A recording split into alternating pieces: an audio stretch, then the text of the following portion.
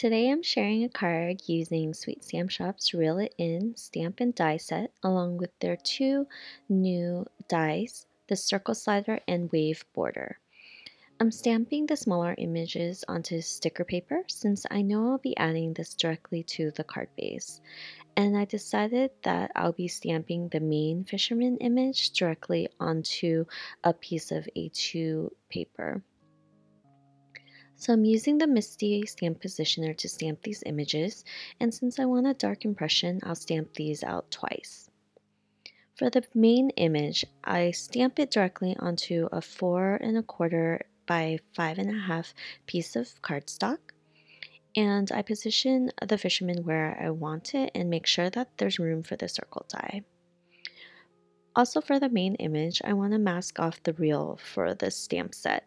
So I'll use a piece of post-it paper and I'll stamp directly on it and cut out most of the image minus the reel.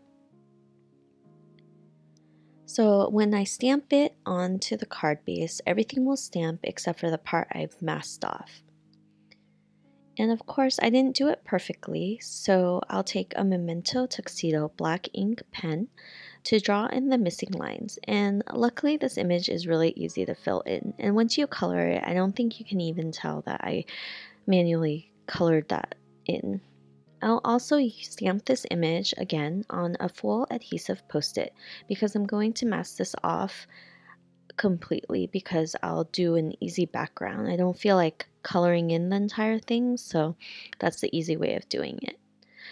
For the little images, I will take the matching dies and add them right on top, and I'm using washi tape to hold it down. And also for the little bait, I stamp it on sturdier cardstock because that will be part of the slider mechanism. I also take a piece of blue cardstock and add the wave border to it. So for all these little images, once I've die cut them, I'll remove them carefully. Dies kind of make it easier because then you don't have to fussy cut or anything and you can just pop them out and color them up.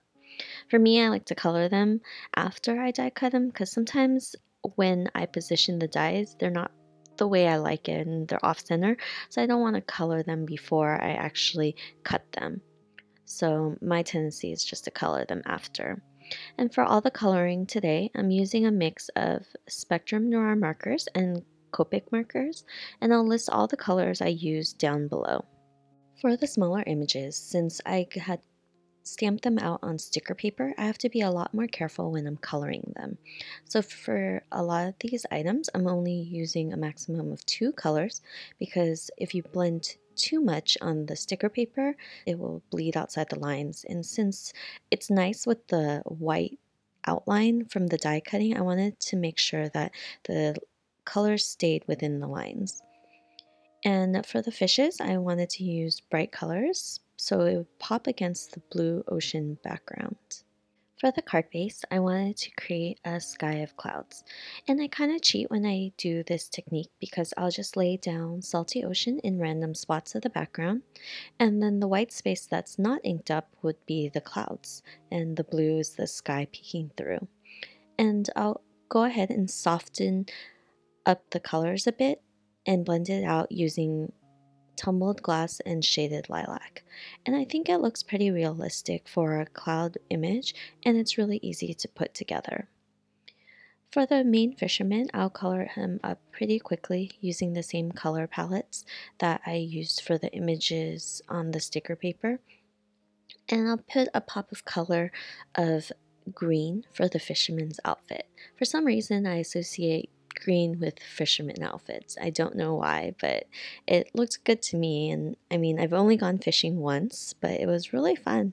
It's just, I probably should go more than once and try it out a little bit more. So once I'm done coloring that up, I'll add that wave border piece directly onto the card. I want to make sure that everything is put together before I use that circle die. Once I have everything in place, I'll run this through my big kick and I'll actually keep everything together by using a little piece of post-it tape. I just want to make sure that I can put the stickers where I want it to be and it won't look weird with the image as a whole. Putting these little images onto the background is really easy since I had stamped everything on sticker paper. I'm using the background to help me position the circle die correctly to the card base, and this is the only piece that will be directly adhered to that card base. I'm doing this so that there's no white space in the image as a whole. I want to keep all the pieces together so it looks complete. And the rest of the background and the middle circle containing the image will be propped up by foam tape. So once I have that adhered to the background, I'm just making sure that everything is taped down correctly. I'm using a dime and a slider tab to create my slider mechanism. The dime has a bit of weight to it, so it'll swing around the circle die channel a lot easier because if it's too light, it won't move as easily.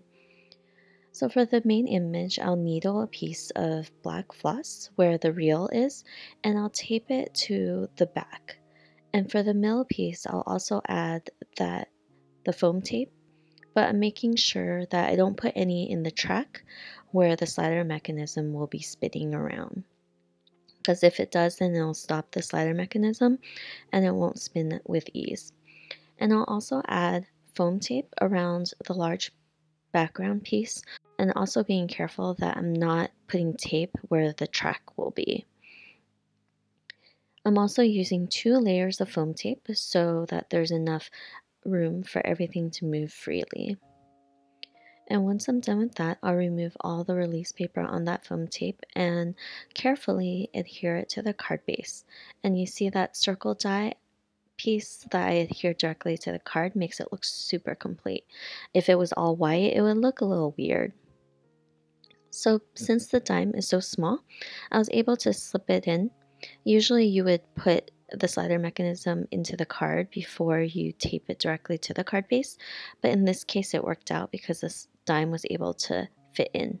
And once I did that, I added the fishing float to the top. So the last thing I need to do for this card is to add the sentiment strip. I just stamp out really big birthday wishes onto a piece of paper and I'll trim that down. Adding score tape to the back of it, I will adhere it directly to the top of the card. And I cut it out a little bit larger so I can just turn it around and cut off whatever's hanging over the edge.